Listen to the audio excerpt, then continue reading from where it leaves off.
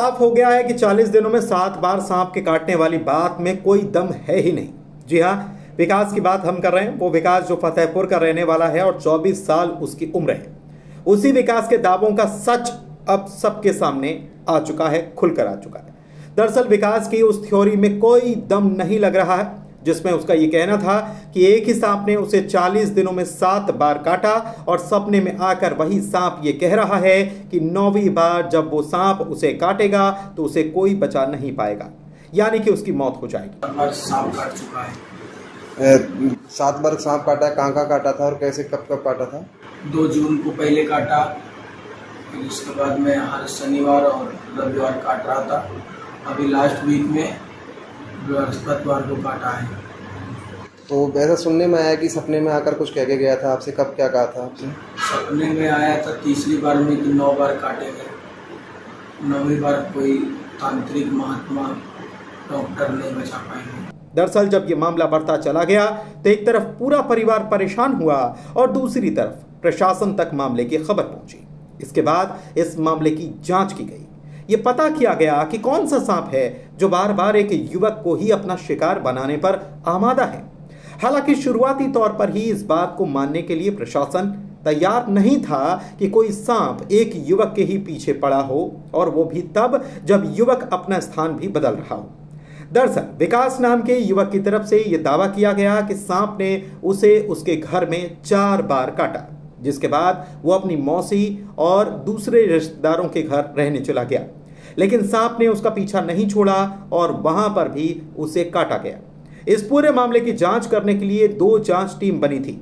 एक team medical स्तर पर जांच कर रही थी तो दूसरी टीम ने यह पता लगाया कि वो कौन सा सांप है जो एक ही शख्स के पीछे पड़ा है। इसकी जांच वन विभाग की तरफ से बनाई गई एक टीम भी कर रही थी। खास बात यह है कि दोनों ही टीमों को एक भी ऐसा क्लू नहीं मिला जिससे इस युवक के दावे की पुष्टि हो पाए। युवक के दावे के विपरीत मेडिकल तौर पर जो टीम जांच कर रही थी उसने ये पाया कि युवक को सांप ने केवल 1 बार ही पहली बार काटा था। युवक के शरीर पर जो निशान मिले उनमें स्नेक बाइट केवल 1 ही बार का पता चला, बाकी 6 बार का नहीं। इतना ही नहीं, मेडिकल टीम ने जांच में यह भी पता किया कि कहां युवक का इलाज किया गया था। वहां जाकर पूछताछ डॉक्टर से की गई। दरअसल नियम यह है कि जब भी कोई स्नेक बाइट का मामला अस्पताल में पहुंचता है तो डॉक्टर परिजनों से ये सवाल करते हैं कि किस प्रकार के सांप ने व्यक्ति को काटा है, ताकि उसी अनुसार बीमार का इलाज किया जा सके और डोज तय किया जा सके। लेकिन इस मामले में किस प्रजाति के सांप ने युवक को काटा, इसकी जानकारी नहीं बताई गई, बार बार भी नहीं बताई गई। खास बात यह भी कि युवक को 7 बार इलाज एक ही अस्पताल में हुआ। यहां डॉक्टर ने नॉर्मल डोज का एंटीवेनम कुल 4 बार युवक को दिया था, लेकिन 3 बार यह एंटीवेनम भी नहीं दिया गया। इससे यह बात बिल्कुल साफ हो गई कि युवक को सांप ने केवल 1 ही बार काटा था और बाकी उसका वहम था। इसे मेडिकल भाषा में स्नेक फोबिया भी कहा जाता है। अब स्नेक फोबिया आखिर होता क्या है, ये जरा जान लीजिए। फोबिया यानी कि तर्कहीन डर। कहते हैं कि किसी चीज से बहुत ज्यादा डर जाने के बाद फोबिया हो जाता है। विकास को भी सांप के 1 बार काटने के बाद स्नेक फोबिया हो गया। उसे बार बार ये लगता कि वो सांप दोबारा आ गया और उसे डस लिया। इसी कारण उसने सभी को यह बताया कि उसे 40 दिनों में एक फन वाले सांप ने ही 7 बार काट लिया। हर बार जब उसे ऐसा लगता तो वो अस्पताल भी चला जाता, जहां पर उसका इलाज भी कर दिया जाता। इससे विकास को यह भ्रम और बढ़ता गया कि उससे लगने लगा कि सच में सांप काट रहा है। अगर निजी अस्पताल वाले उसे यह बताते कि उसे सांप ने नहीं काटा है तो शायद इतने दिनों तक वो इस डर में नहीं जी रहा होता, लेकिन ऐसा हुआ नहीं। हालांकि अभी इस बात का पता लगाना बाकी है कि आखिर विकास के शरीर पर जो बाकी 6 बार के निशान हैं वो बने कैसे। क्या विकास ने ही इन निशानों को बना दिया या फिर बात कुछ और है। लेकिन दूसरी तरफ इस मामले की जांच कर रही वन विभाग की टीम का भी ये कहना है कि जहां जहां विकास ने सांप के काटने की बात बताई थी वहां वहां पर जाकर चेकिंग की गई, जांच की गई, लेकिन किसी सांप का कहीं कोई पता नहीं चला। इतना ही नहीं, जिस सांप के काटने का जिक्र विकास कर रहा था उसे किसी और ने देखा तक नहीं था।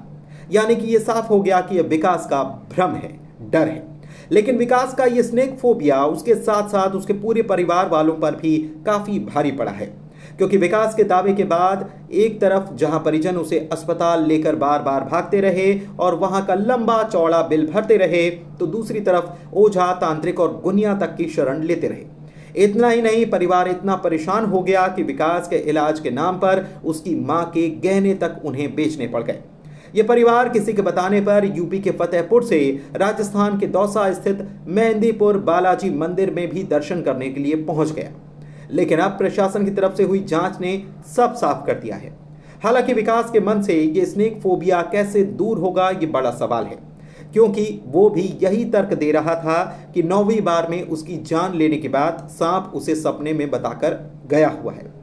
मेरी 3 सदस्यीय टीम जो यहाँ राम सनई मेमोरियल हॉस्पिटल गई है, वहाँ पर हम लोगों ने BST देखी है और उसके डॉक्यूमेंट देखी है। देखने के बाद में एक स्नेक बाइट पॉइजन का पेशेंट भी वहाँ लेटा हुआ था। तो 6 बार की BST हमको मिली है। तो BST से जाहिर होता है कि इनको एंटीवेनम भी लगाया गया है, एंटीबायोटिक भी लगाई गई है और इंजेक्शन दिए गए हैं।